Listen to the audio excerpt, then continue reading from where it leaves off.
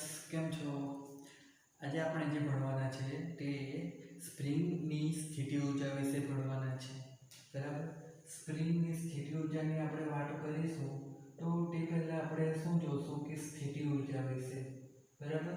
સ્થિતિ ઊર્જા વિશે આપણે પાછળનો વિડીયો સ્થિતિ ઊર્જા પર જ આધારિત હતો. બરાબર? પરંતુ સ્થિતિ ઊર્જા વિશે આપણે વસ્તુ ભણવાનું જે છે તે શું છે કે થોડું રિવિઝન કરવાનું છે. તો સ્થિતિ ઊર્જા શું છે? તો કોઈ સંરક્ષી બળ વડે થતા કાર્યનું ઋણ મૂલ્ય તે આપણને શું આપે છે? સ્થિતિ ઊર્જા આપે એમ આપણે જોયું હતું. તો માઇનસ કાર્ય બરાબર એટલે W અને સંરક્ષી બળ માટે આપણે એને S વડે લખીએ તો શું થશે? અહીંયા S ને લખીએ ચલો માઇનસ W તે શું થવાનું છે? આપણને સ્થિતિ ઊર્જા આપે જેને આપણે V વડે દર્શાવતા હતા. પરંતુ મિત્રો અહીંયા આપણે હવે શું ધ્યાન રાખવાનું છે કે જે આપણને સ્થિતિ ઊર્જા મળે છે તે સ્થિતિ ઊર્જા નહીં હોય પરંતુ સ્થિતિ ઊર્જાનો ફેરફાર હોય છે. તમે જોશો તો વ્યવહારમાં કોઈ પણ અથવા ફિઝિક્સમાં શું થાય છે કે સ્થિતિ ઊર્જાનો જે ફેરફાર હોય તેનું મહત્વ હોય છે. કોઈ પદાર્થની પોતાની સ્થિતિ ઊર્જાનું કોઈ મહત્વ નથી. બરાબર? તમે અત્યારે જુઓ તો શું થાય છે કે આ માર્કરને અત્યારે આપણે આ હથેળી પર મૂકી અને જમીનની સપાટી તરીકે આપણે ગણી લઈએ તો અત્યારે આપણને શું થશે કે આની સ્થિતિ ઊર્જા 0 મળે. પણ જ્યારે આપણે એને ઉપર લઈ લઈશું તો ત્યારે શું થશે કે આપણને જે સ્થિતિ ઊર્જા મળે તો તે શું હોય છે કે જમીન પર હતો ત્યારની સ્થિતિ ઊર્જા અને અત્યારની સ્થિતિ ઊર્જા વચ્ચેનો તફાવત મળે છે. પરંતુ થાય છે શું કે જમીન પર હતી ત્યારે એની સ્થિતિ ઊર્જાને શૂન્ય ગણી લેવામાં આવે એટલે જે આ બિંદુની સ્થિતિ ઊર્જા તે આખી ગણી લેવાતી હોય. તો અહીંયા આપણને શું થતું હોય? એકચ્યુઅલી સ્થિતિ ઊર્જાનો ફેરફાર મળતો હોય છે. તો તેને આપણે Vf - Vi વડે લખીશું. હવે સ્પ્રિંગની સ્થિતિ ઊર્જાની તો વાત કરી છે. તો તેમાં સ્થિતિ ઊર્જા એટલે શું થાય છે કે સ્થિતિ ઊર્જાનો ફેરફાર એ સંરક્ષી બળ વડે થતા કાર્યોનું ઋણ મૂલ્ય છે. હવે સંરક્ષી બળ એટલે કયા? તો ગુરુત્વ બળ, વિદ્યુત બળ એવા બળો જે છે તે સંરક્ષી બળ છે. હવે આપણે વાત કરવાની છે સ્પ્રિંગની. તો સ્પ્રિંગમાં મિત્રો આપણને શું થશે? અલગ અલગ કેસ ભરવાના છે. તો અલગ અલગ કેસમાં આપણે જોઈએ કે એક આધાર સાથે લગાવેલી સ્પ્રિંગ છે. એ સ્પ્રિંગ શું છે કે કોઈ m દળના માસ એક બ્લોક લગાવેલો છે. અત્યારે આપણે એની જે સ્થિતિ છે તેને આપણે શું કરીશું કે x = 0 એટલે કે સંતુલિત સ્થાન પર આપણે એને લઈએ છીએ. હવે બીજા કેસમાં આપણે શું કરીશું કે આ જે સ્પ્રિંગ છે તેને શું કરવામાં આવે છે? તો ખેંચવામાં આવે છે. ખેંચવામાં આવે છે એટલે શું થાય છે કે કંઈક સ્થાનાંતર કરે છે. તો આ આપણું x0 છે તો આ આપણું શું થશે? કોઈ xm જેટલું સ્થાનાંતર થયું. બરાબર? હવે તે જ રીતે શું થશે કે આપણે એને ખેંચાણ કર્યું તો હવે એના પર આપણે દબાણ પણ આપી શકતા હોઈએ. તો દબાણ આપે તો તેના માટે ત્રીજો કિસ્સો થઈ ગયો. તેમાં શું થશે કે સ્પ્રિંગ દબાઈ જશે. બરાબર? તો એ કિસ્સામાં શું થશે? આ રીતે આ આપણું મધ્યબિંદુ છે તો ત્યાંથી આ -xm આપણને મળવાનું. બરાબર? એટલે કે શું થશે કે સ્પ્રિંગનું સ્થાનાંતર જે થાય છે તેની જ વાત છે. શરૂઆતમાં x = 0 લીધો, પછી આ દિશામાં ખેંચી તો સ્પ્રિંગનું કંઈક સ્થાનાંતર થયું અથવા તમે કહો કે બ્લોકનું સ્થાનાંતર થયું. બ્લોક શાના લીધે? સ્પ્રિંગના લીધે જ ખેંચાય. તો અહીંયા શું થયું? xm જેટલું ધન દિશામાં અને આ ઋણ દિશામાં સ્થાનાંતર થયું છે. હવે એક વસ્તુ જુઓ કે અત્યારે શું છે કે સ્પ્રિંગ જે છે તે સંતુલિત સ્થિતિમાં છે તો એના પર લાગતું બળ કેવું હશે? શૂન્ય હશે. બરાબર? કોઈ જાતનું બળ નહીં લાગતું હોય તેને જ આપણે સંતુલન કહીએ ને, અથવા ચોખ્ખું બળ શૂન્ય હોય તેને આપણે સંતુલન કહીએ. તો હવે તમે જુઓ સ્પ્રિંગને આપણે એક દિશામાં ખેંચીએ છીએ તો એનો મતલબ શું છે કે આપણે જે દિશામાં ખેંચીએ છીએ એ દિશામાં આપણે કંઈક બળ લગાવવા પડે છે જેને આપણે બાહ્ય બળ કહીએ છીએ. F E વડે દર્શાવીએ. તો આપણે જો એ બાહ્ય બળ લગાવીશું તો શું થશે? એ વસ્તુ તમે જોઈ જ હશે કે આ જો સ્પ્રિંગ હોય તો એને આપણે આ રીતે ખેંચીએ તો શું થાય છે કે સ્પ્રિંગ અંદરની તરફ ખેંચાતી હોય છે, પોતાની મૂળ સ્થિતિ પર આવવા માંગતી હોય છે. તો એનો મતલબ શું થાય છે કે આપણે તમે ઘણી વાર જોયું હશે કે આપણે એને સ્પ્રિંગને આ રીતે ખેંચીએ બહારની તરફ તો શું થતું હોય છે કે આપણા હાથ અંદરની તરફ ખેંચાય અને એ વસ્તુ તમે સ્થિતિસ્થાપકતાવાળા ચેપ્ટરમાં ભણશો કે જ્યારે કોઈ પદાર્થને એના મૂળ સ્થાનથી ખસેડીએ તો પદાર્થ પોતાની મૂળ સ્થાન પર આવવા માંગતું હોય છે. તો અહીંયા પણ શું થશે, સ્પ્રિંગ સંતુલિત સ્થિતિમાં હતી ત્યાંથી આપણે એને એક દિશામાં ખસેડીએ તો હવે એ શું થશે, ફરી પોતાની મૂળ સ્થિતિમાં આવવા માંગે. તો મૂળ સ્થિતિમાં આવવા માંગે તો ત્યારે શું થશે, એના પર આ દિશામાં કંઈક બળ લગાવશે સ્પ્રિંગ વિરુદ્ધ દિશામાં, અને તેને આપણે સ્પ્રિંગ બળ કહીશું અથવા એને પુનઃસ્થાપક બળ પણ કહેવાય છે. તો હવે તમે જુઓ કે સ્પ્રિંગને આપણે બહાર ખસેડીએ તો અંદર તરફ પુનઃસ્થાપક બળ ઉદ્ભવ્યું. તો આ કિસ્સામાં આપણે અંદર તરફ ખસેડી દીધું તો સ્પ્રિંગમાં પુનઃસ્થાપક બળ નહીં ઉદ્ભવશે, બરાબર? એવું માની લીધું તમે ડૂબા છો. શું થશે કે જો સ્પ્રિંગને આપણે અંદર તરફ શું કર્યું છે કે બાહ્ય બળ આપીને દબાવી છે. તમે સ્પ્રિંગને આ રીતે ખેંચો તો સ્પ્રિંગ તમારા હાથ ખેંચતી હોય તો તમે સ્પ્રિંગને દબાવી દો તો સ્પ્રિંગ તમારા હાથ બહાર ધકેલતી જ હોય છે ને, એક્સપિરિયન્સ કરી લેજો. તો આપણે સ્પ્રિંગને અંદર તરફ દબાવી છે તો શું થશે, સ્પ્રિંગ પોતાની મૂળ સ્થિતિમાં આવવા માંગે તો ત્યારે એ શું કરશે કે બહારની દિશામાં બળ લગાવશે. તો બંને કિસ્સામાં જે બળ છે કયું, સ્પ્રિંગ બળ, જેને આપણે F S વડે દર્શાવ્યું, તે વિરુદ્ધ દિશામાં હશે. કોની? તો બાહ્ય બળ. તો હવે આપણને અહીંયા શું થયું કે સંતુલિત કિસ્સામાં બળ શૂન્ય હશે અને આ બીજા કિસ્સામાં શું થશે કે જે દિશામાં બાહ્ય બળ આપ્યું તેના વિરુદ્ધ દિશામાં શું હશે, તો સ્પ્રિંગ બળ લાગતું હશે. તો હવે આપણે આ જે સ્પ્રિંગ બળ છે એના વડે થતું કાર્ય શોધવાનું છે. પરંતુ એ પહેલાં આપણે જોશું તો સ્પ્રિંગ બળ જે છે એ શું કરશે, તો હૂકના નિયમનું પાલન કરે છે. હવે હૂકનો નિયમ શું કહે છે કે જે F બળ છે તે શું છે, તો -kx છે. આ વસ્તુ તમે 11મા ધોરણના 13મા અને 14મા ચેપ્ટરમાં જે ડોલનવાળો ચેપ્ટર આવશે તેમાં ભણશો આ સૂત્ર વિશે. તો હૂકનો નિયમ શું કહે છે કે જે સ્પ્રિંગ બળ છે તે -kx જેટલું હોય છે. અહીંયા k જે છે તે અચળાંક છે અને આ માઇનસની જે નિશાની છે એ શું છે, તો દિશા બદલાવવા માટે છે. હવે દિશા કેવી રીતે બદલાવે તે જુઓ કે અહીંયા તમે જોશો તો શું થાય છે કે જે સ્થાનાંતર છે, બરાબર, પહેલા કિસ્સામાં સ્થાનાંતર ધન દિશામાં થયેલું છે, જમણી તરફ જાય છે એટલે આમ શું છે, 0 છે, x = 0 છે. તો અહીંયાથી જમણી દિશામાં ગયું, સ્થાનાંતર ધન થયું, પરંતુ બળ શું થયું, ડાબી દિશામાં લાગે મતલબ ઋણ થયું. તો અહીંયા તમે જો સ્થાનાંતરને આપણે ધન લીધું છે, x ધન લીધું, તો આપણને બળની જે કિંમત છે તે આખું કેવી મળી, ઋણ. પરંતુ હવે તમે જુઓ તો અહીંયા શું થશે કે આ મૂળ સંતુલિત સ્થાનથી જો આપણે એને આ તરફ લાવીશું તો શું થશે કે જે સ્થાનાંતર છે તે ઋણ થઈ જવાનું. તો એ કિસ્સામાં બળ કેવું થશે, ધન Fs. તો અહીંયા તમે જુઓ તો બાહ્ય બળ જે છે અંદર તરફ આવે એટલે સ્થાનાંતર ઋણ દિશામાં થયું. તો ત્યારે તમે જો સ્પ્રિંગ બળ શું છે, જમણી દિશામાં જાય છે. તો જમણી દિશામાં જાય એટલે ત્યારે શું થાય કે કોઈ પણ વસ્તુ ધન બને, ડાબી દિશામાં આવે એટલે કોઈ પણ વસ્તુ ઋણ બને. તો અહીંયા તમે જો ડાબી દિશામાં સ્થાનાંતર થયું એટલે સ્થાનાંતર ઋણ બન્યું, તો જે સ્પ્રિંગ બળ છે એ ધન થઈ ગયું. તો એ વસ્તુ છે તે શું છે, હૂકનો નિયમ છે. તો આ વસ્તુને આપણે શું કરીશું, તો એક ગ્રાફ પરથી પણ સમજી શકીએ, બરાબર. ગ્રાફ શાનો હશે, તો y અક્ષ પર બળ હશે અને x અક્ષ પર સ્થાનાંતર જ હશે.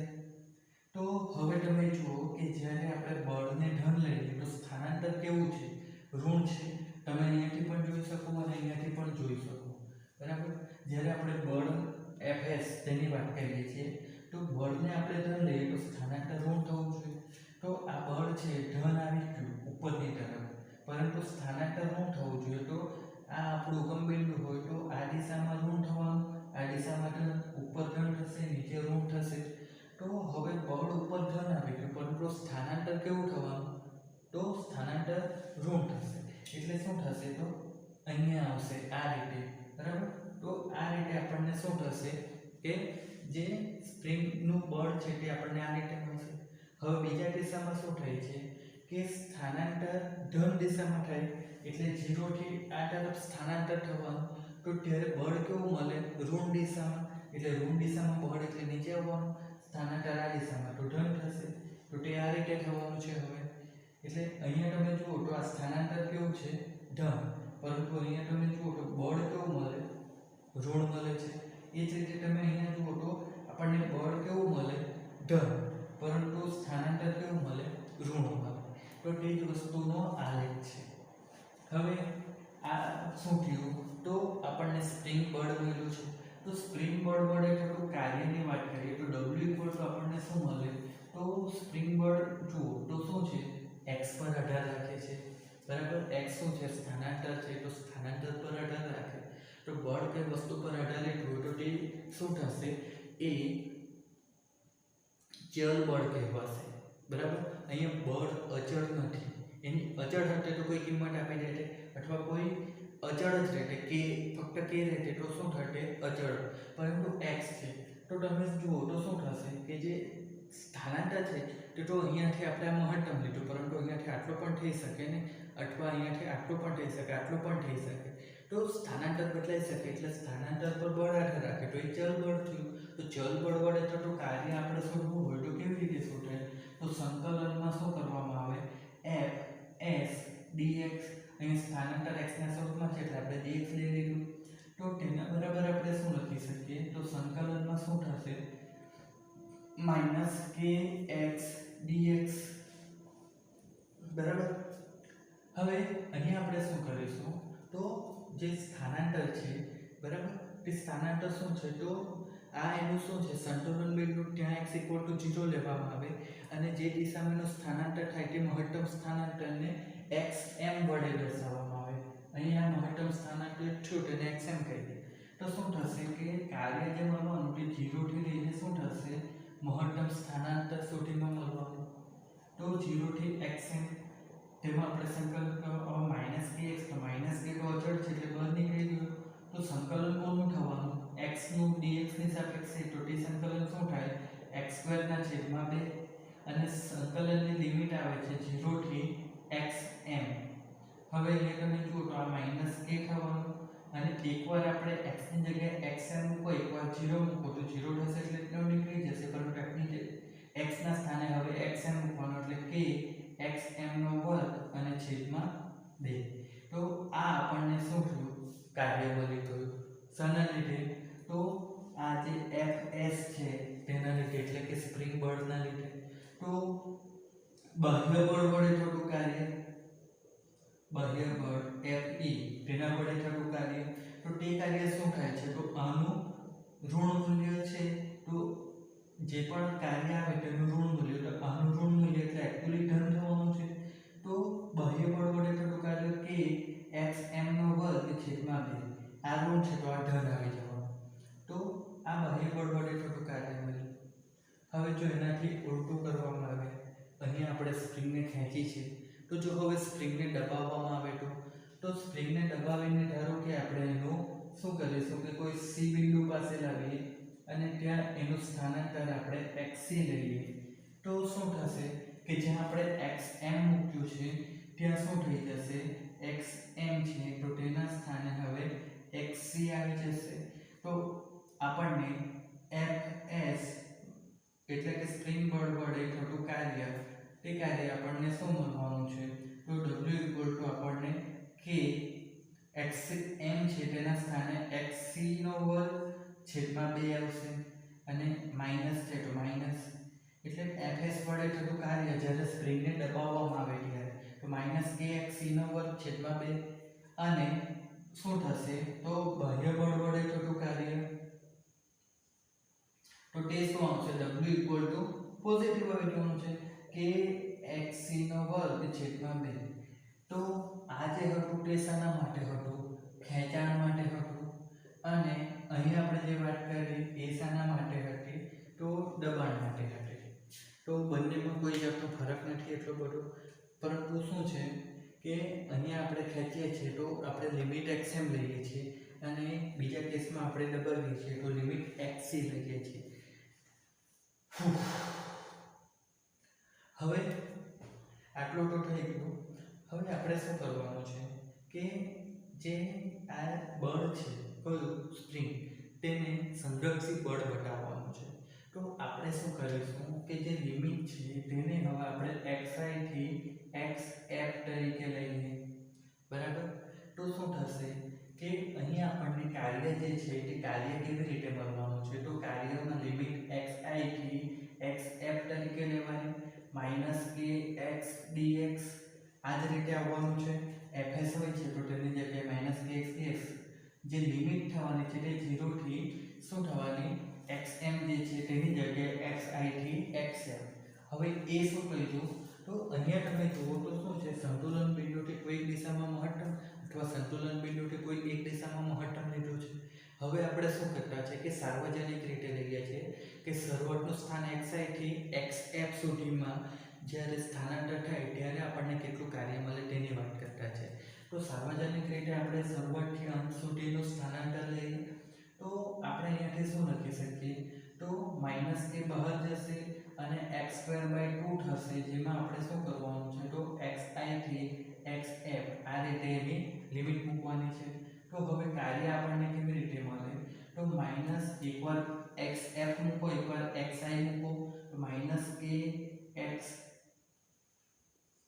f નો વર્ગ છેદમાં 2 અને માઈનસ પણ આ માઈનસ જોડે પ્લસ થઈ જશે અને શું આવશે કે xi નો વર્ગ છેદમાં 2 આ રીતે આપણને મળવાનું છે બરાબર એ શું થશે તો આપણને મળતું કાર્ય થવાનું છે ક્યારે કે જ્યારે આપણે સાર્વજનિક રીતે કોઈ એક સ્થાનથી બીજા સ્થાન પર સ્થાનાંતર થાય તેના માટે હવે અહીંયા આપણે બીજું શું કરીશું તો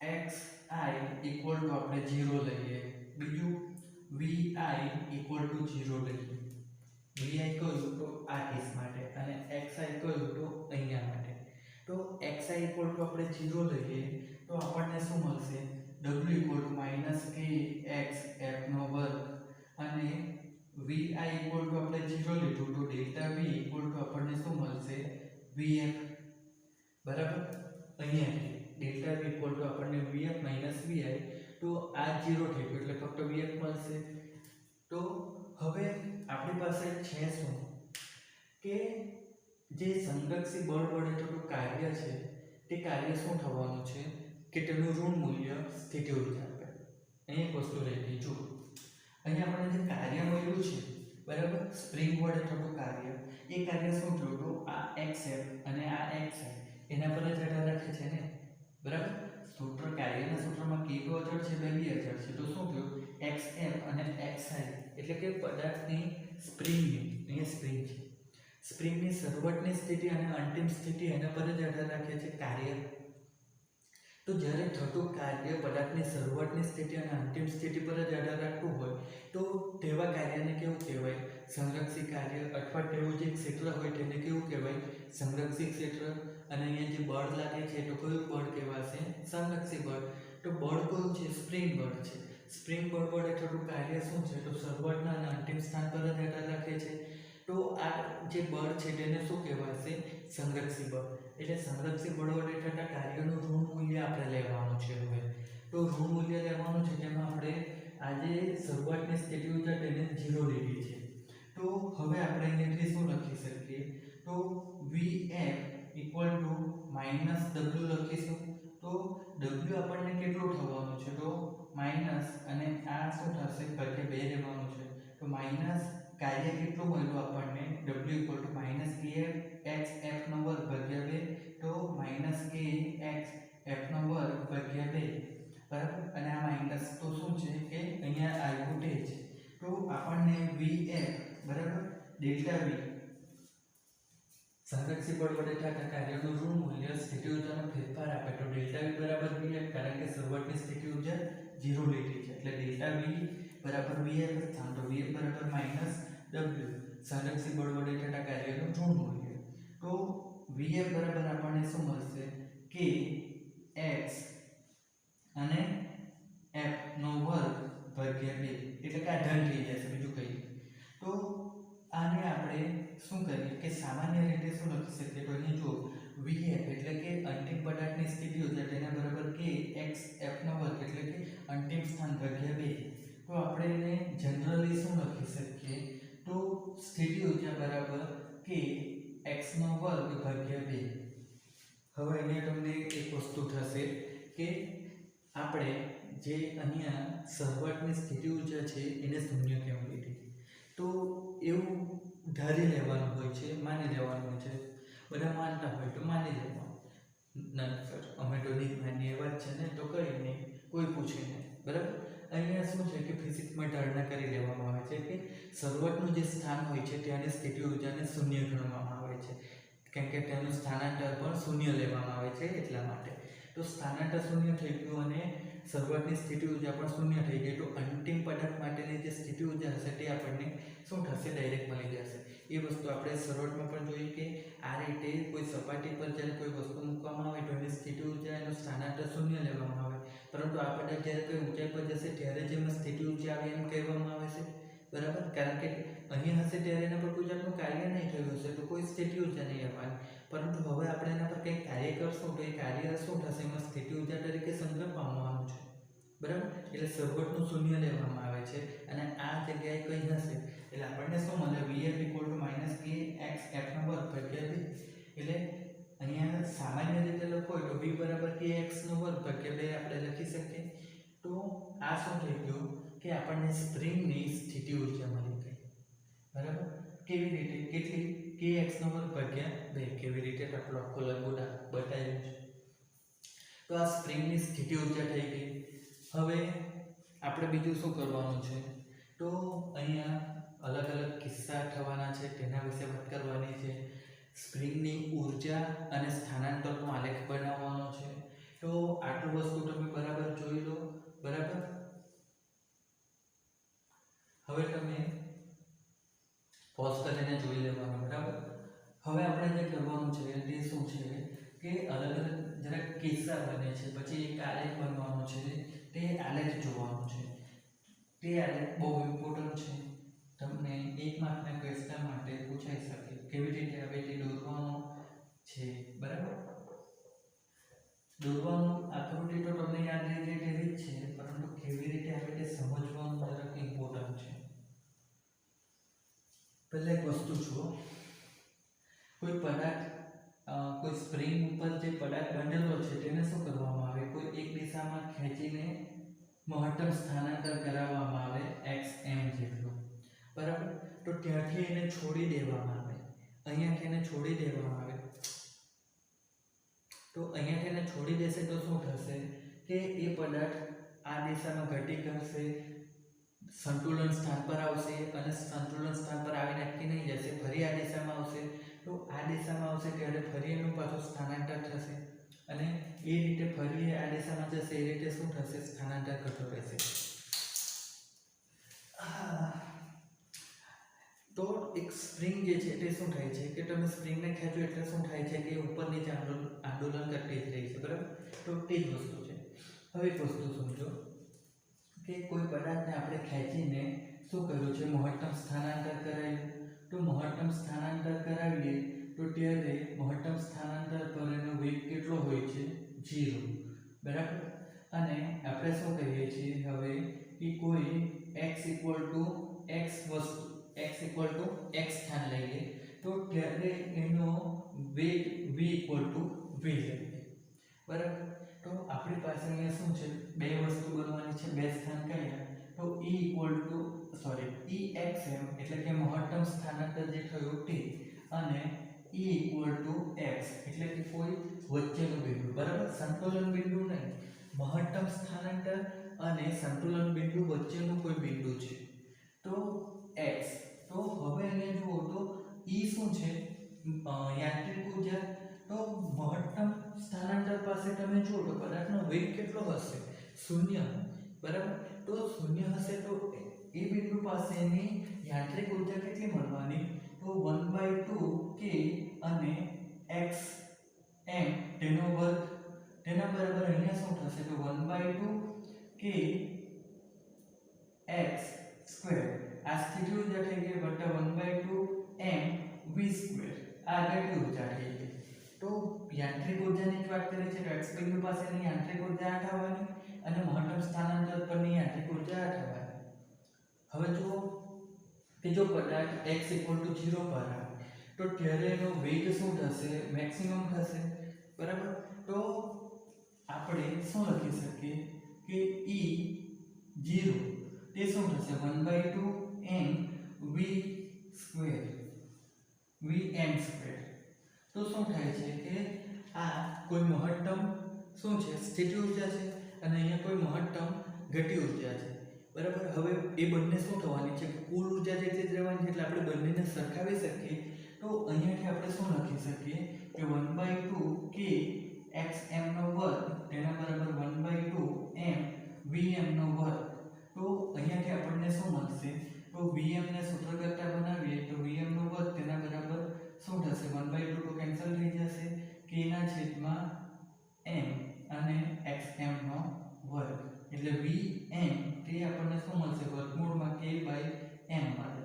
તો xm નો વર્ગ નહીં આવશે, ખાલી xm આવશે. તો હવે તમે જુઓ તો k m હોય તો તેનું પારિમાણિક સૂત્ર શું હોય? t⁻². એટલે વર્ગમૂળમાં k m હોય તો તેનું સ્થાન પારિમાણિક સૂત્ર શું થશે? તો -2 * 1/2 હશે, બરાબર.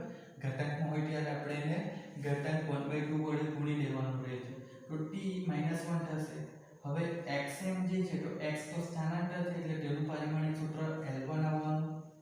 એટલે RHS જમણી બાજુ જે છે તેનું પારિમાણિક સૂત્ર શું થશે? L1 અને t -1. હવે જમણી બાજુ જુઓ તો સોરી, આ જમણી થઈ ગઈ ડાબી બાજુ શું થવાનું છે? તો ડાબી બાજુ તો વેગ છે, તો વેગનું પારિમાણિક સૂત્ર શું આવે? L1 t -1. એટલે અહીંયા તમે જુઓ તો શું થયું કે જે LHS અને RHS બંને સરખા આવે છે, એટલે કે આપણું જે સૂત્ર હોય તે કેવું છે? પારિમાણિક દ્રષ્ટિએ સાચું છે. તો પારિમાણિક દ્રષ્ટિએ સાચું છે તો એ વસ્તુ શું થશે કે આપણને જે આપણે અહીંયાથી સ્પ્રિંગને એક દિશામાં ખેંચીને છોડી દીધી તો શું થશે કે સ્પ્રિંગને મહત્તમ સ્થાનાંતર કરાવ્યું ત્યારે એનામાં જે સ્થિતિ ઊર્જા હતી તે હવે ગતિ ઊર્જામાં રૂપાંતરિત થાય છે, એ વસ્તુ બતાવે છે. હવે આપણે અહીંયા શું કરીશું કે ફરી આ જ વસ્તુને જોવાની છે. તો અહીંયા થોડુંક એ વસ્તુ સાફ કરી દઉં એટલે તમને જોવામાં સરળતા રહે. જો આ આપણું શું છે? x = 0 છે. અહીંયા x મહત્તમ સ્થાનાંતર xm છે, આ દિશામાં -xm આવશે. હવે તમે જુઓ કે કોઈ સ્પ્રિંગને આપણે સંતુલન સ્થાનમાંથી એક દિશામાં ખેંચીને શું કરીએ છીએ કે છોડી દઈએ. તો જ્યારે આપણે પદાર્થ અહીંયાથી છોડીએ ત્યારે કેવી હતી? સ્થિર હતી. તો આ બિંદુ પાસે એનો વેગ કેટલો હશે? 0, બરાબર. આપણે એને સંતુલન સ્થિતિમાંથી નથી છોડતા, બરાબર. ધ્યાન રાખજો, સંતુલન સ્થિતિમાંથી એક દિશામાં મહત્તમ સ્થાનાંતર કરાવ્યું છે, બરાબર. પછી આપણે એને છોડીએ તો મહત્તમ સ્થાનાંતર કરાવીને છોડીએ તો આ બિંદુ પાસે એનો વેગ કેવો હશે? 0, બરાબર. પરંતુ એનું સ્થાનાંતર કેટલું હશે? મહત્તમ હશે. ત્યારબાદ જ્યારે સંતુલન સ્થિતિ પર આવશે તો ત્યારે એનો વેગ શું થઈ જશે? મહત્તમ થઈ જશે, પરંતુ સ્થાનાંતર 0 કહેવાશે. પછી અહીંયા આવશે ત્યારે શું થશે? ફરી એનો વેગ 0 થઈ જશે. કેમ? તો જો અહીંયાથી એને આ દિશામાં લઈ ગયા ત્યારે શું થયું? તો એનો વેગ કેવો થઈ ગયો? 0, બરાબર. પણ હવે જ્યારે આ તરફ આવશે તો અહીંયા વેગ મહત્તમ થશે, પરંતુ આ તરફ આવે ત્યારે વેગ કેવો થશે? ઘટતો જશે, બરાબર. કારણ કે ઘટતો જશે ને અહીંયા આવીને 0 થશે તો જે 0 થઈને ફરી આ દિશામાં જઈ શકે. સ્પ્રિંગ શું થવાની છે? એક દિશામાં ખેંચે તો ટૂં થવાની ને શું થશે કે આગળ પાછળ આમ ગતિ કરવાની છે. તો વિરુદ્ધ દિશામાં જશે ત્યારે વેગ 0 થાય તો ગતિની દિશા બદલી શકે. તો આ રીતે થશે. તો હવે આપણે એના માટે શું કરવાનું? આલેખ બનાવવાનો. તો સ્થિતિ કઈ થવાની છે? તો xm x = 0 અને -xm ત્રણ સ્થિતિ થવાની છે. તો ત્રણ સ્થિતિ માટે આપણે શું કરીશું? તો પદાર્થની ગતિ ઊર્જા, સ્થિતિ ઊર્જા અને યાંત્રિક ઊર્જા જોઈએ. તો xm પાસે વેગ કેટલો છે? 0. તો શું થશે? ગતિ ઊર્જા 0 આવશે. સ્થિતિ ઊર્જા શું થશે? 1/2 k xm નો વર્ગ. હવે કુલ ઊર્જા શું થશે? આ બંનેનો સરવાળો તો કેટલો થશે? આ તો 0 એટલે 1/2 k xm નો વર્ગ. હવે x = 0. તો x = 0 એટલે સ્થાનાંતર 0 છે તો શું થશે? સ્થિતિ ઊર્જા 0 આવવાની. એટલે અહીંયા શું થશે? સ્થિતિ ઊર્જા 0 અને ગતિ ઊર્જા શું છે? તો વેગ કેટલો છે? vm. એટલે અહીં ગતિ ઊર્જા શું થશે? 1/2 m vm નો વર્ગ. એટલે x = 0 પાસે યાંત્રિક ઊર્જા કેટલી આવવાની? E બરાબર 1/2 m vm નો વર્ગ. આ રીતે થઈ ગયું. હવે -xm અહીંયા શું થશે તો ફરી તમે જુઓ તો વેગ કેટલો છે 0 અને આ -xm તો મતલબ શું થશે કે સ્થાનાંતર મહત્તમ છે અને વેગ 0 છે તો ગતિ ઊર્જા શું થશે -xm પાસે ગતિ ઊર્જા 0 આવશે અને સ્થિતિ ઊર્જા શું થશે તો 1/2 k xm નો વર્ગ. તો કુલ ઊર્જા કેટલી થવાની યાંત્રિક ઊર્જા 1/2 k xm નો વર્ગ. આ રીતે થશે. હવે અહીંયા તમે જુઓ તો આપણે શું કરવાનું છે આ પદાર્થની કુલ ઊર્જા અથવા ઊર્જા લઈ લો અને આ સ્થાનાંતર લઈ લો. હવે કંઈ કાર્ય કરવા માટે માર્કર ઓલવાઈ ગઈ છે તો એને મેં જરાક સલગાવી દઉં ત્યાં સુધી તમે ઉપર જરાક ધ્યાન આપો. બરાબર, વેરી ગુડ. તમે ઉપર ધ્યાન આપો તે બદલ તમારો ખૂબ ખૂબ આભાર. હવે અહીંયા તમે જુઓ તો શું થાય છે કે આપણે ઊર્જા અને સ્થાનાંતરનો આલેખ દોરવાનો છે.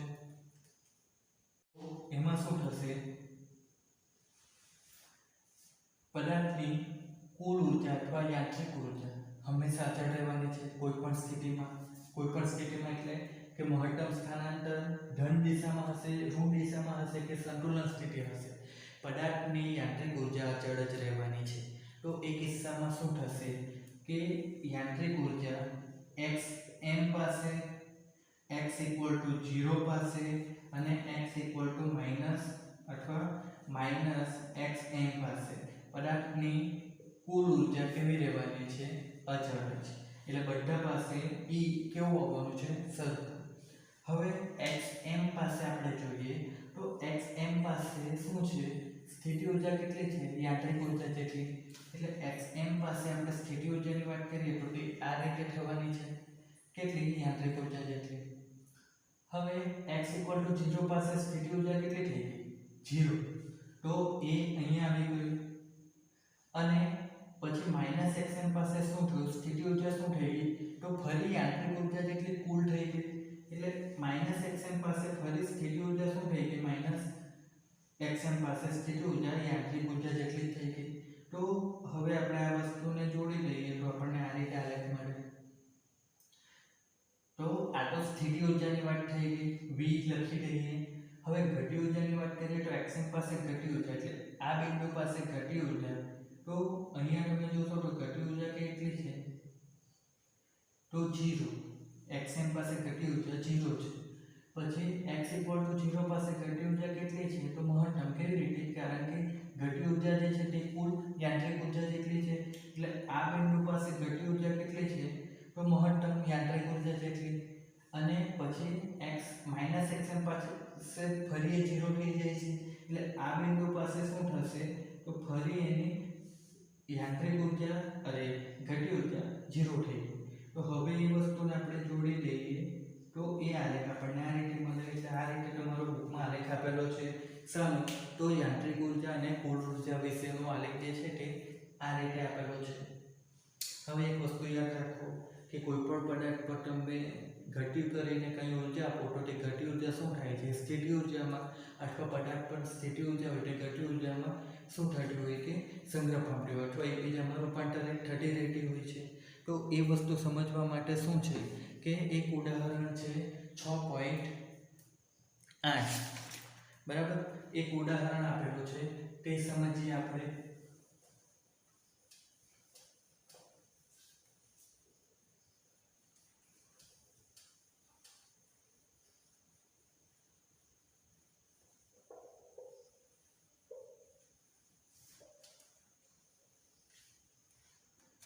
ઉદાહરણમાં શું કહે છે કે જે કાર બનાવતી કંપની હોય તે શું કરે છે કે આ રીતે એક સ્પ્રિંગ લગાવી દે છે.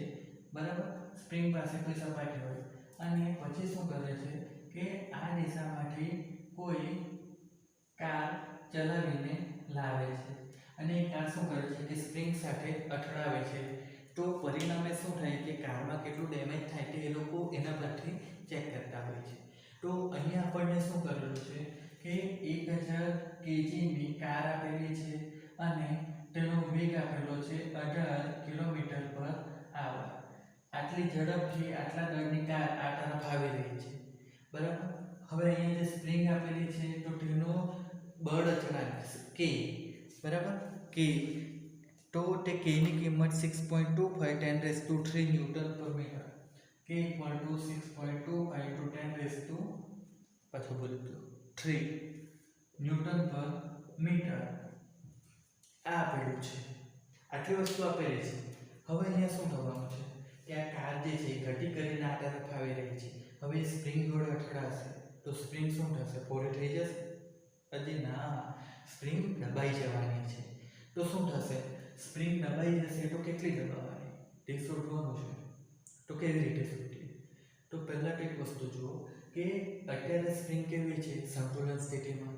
તો સ્પ્રિંગ સંતુલન સ્થિતિમાં હોય તો શું થશે કે જે કારની ગતિ ઉર્જા એને મળવાની તે જ એમાં સ્થિતિ ઉર્જા તરીકે સંગ્રહ પામશે.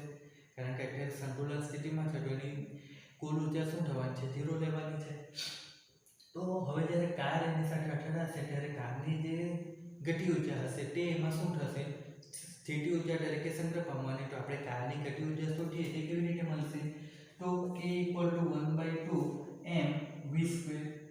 તો v જે છે તે કેટલું આપેલું છે? vc બરાબર 18 છે km/h. તો એને આપણે 18 × 5/18 કરીએ તો આપણને જવાબ 5 મીટર/સેકન્ડ મળે, બરાબર. આ km/h છે. આ વસ્તુ યાદ રાખવાની 5/18. તો વેગ આપણને કેટલો મળી ગયો? 5. તો શું થશે? k બરાબર આપણને કેટલો મળે? 1/2 * માસ કેટલું છે? માસ એટલે કે દળ 1000. તો 10^3 × 5 × 5. તો અહીંયાથી આપણને જે જવાબ મળવાનો છે તે 1.25 × 10⁴ જૂલ. તો કાર જે છે 18 કિલોમીટર/h ની ઝડપથી આવી રહી છે તો તેની કુલ ગતિ ઉર્જા કેટલી છે? 1.25 × 10⁴ જૂલ જેટલી છે. તો હવે આ જે k જે છે ગતિ ઉર્જા તે જ શું થવાનું છે કે કાર માટેની ગતિ ઉર્જા એટલે આપણે એને kc કહી દઈએ. તો kc જે છે એ શું થવાનું છે કે સ્પ્રિંગની સ્થિતિ ઉર્જા. તો સ્થિતિ ઉર્જાને v વડે દર્શાવીને સ્પ્રિંગ માટે vs. તો તે કોના બરાબર થવાનું? 1.25 × 10⁴ જેટલું જ થવાનું છે. તો vs એટલે સ્પ્રિંગની સ્થિતિ ઉર્જા. તો સ્પ્રિંગની સ્થિતિ ઉર્જાને આપણે શું લખી શકીએ? 1/2 k અને xm તેનો વર્ગ. આ રીતે લખી શકીએ. તો આ શું થશે? 1.25 × 10⁴ તેના બરાબર જ થવાનું. હવે xm એટલે શું છે? તો xm એટલે સ્પ્રિંગનું થતું સ્થાનાંતર. હવે સ્પ્રિંગનું સ્થાનાંતર શું થશે કે જો એને દબાવીએ તો અંદર તરફ આવવાનું અને ખેંચીએ તો બહાર તરફ જાય. તો અહીંયા કાર એની જોડે અથડાશે તો શું થવાનું? કાર સ્પ્રિંગને દબાવી દેશે. તો કેટલું દબાવશે તે શોધવાનું. એટલે કે સ્પ્રિંગનું જે સૂત્રમાં સ્થાનાંતર આવે તે જ આપણે શોધવાનું થશે. એટલે અહીંયાથી આપણે xm ને સૂત્ર કરતા બનાવીએ તો xm નો વર્ગ તેના બરાબર શું થશે? 2 × 1.25 × 10⁴. આ હું બનાવી દીધું 2 છે, બરાબર. હવે નીચે શું આવશે? k કેટલું છે? તો 6.25 × 10⁵. તો આનો જવાબ આપણને તમે આને સાદુરૂપ આપો અને વર્ગમૂળ લેવો તો xm બરાબર 2 મીટર મળવાનું છે. તો શું થશે અહીંયા કે જે 1000 કિલોની કાર છે 18 કિલોમીટર/h ની ઝડપથી આવી રહી છે તો 6.25 × 10⁵ ન્યૂટન/મીટર જેટલા બળ અચળાંક ધરાવતી સ્પ્રિંગને 2 મીટર જેટલી દબાવી દેશે, બરાબર. હવે એક વસ્તુ તમારે ધ્યાન રાખવાની છે કે આપણે શું જોયું હતું? F = kx - kx. તો k જે છે તે આપણને શું થશે? f/x આ રીતે મળે. તો k નું એકમ શું થશે? ઉપર બળ એટલે ન્યૂટન અને નીચે મીટર. તો k નું એકમ આપણને ન્યૂટન/મીટર મળવાનું છે. બીજું શું થશે કે જો k નું મૂલ્ય મોટું હોય તો શું થશે? જે સ્પ્રિંગ છે એ કેવી થશે? તો હાર્ડ અથવા કડક સ્પ્રિંગ હશે. એટલે એને તરત ખેંચી શકાય એવી નહીં હશે.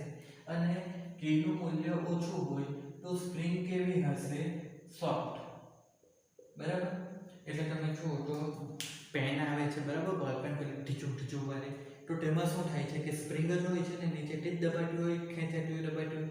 તો જે પેન હોય છે એમાં જે સ્પ્રિંગ હોય તે આસાનીથી દબાઈ જતી હોય તો તેના માટેનો k કેવો હોય? ઓછો હોય. પરંતુ તમે બાઇકમાં જો સસ્પેન્શન જે આવે તે કેવા હોય છે કે તરત દબાતા નહીં હોય, તો તે કેવા હોય છે કે તેનું માટે સ્પ્રિંગ જ હોય છે, તો તેના માટેનો કે કેવો હોય છે, ખૂબ વધુ હોય છે. બરાબર. તો આજનો વિડીયો અહીંયા પૂરો કરીએ છીએ મિત્રો.